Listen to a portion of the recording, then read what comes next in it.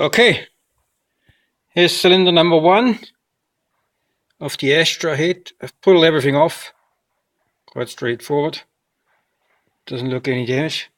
Cylinder number 1, you can see the valves are all bent, so we don't put any fluid in here because we know already it's leaking. What I've done here, I've filled all these with diesel fuel and we'll hope that we have no leaks here. I'll let it for an hour or two on both sides, intake and exhaust.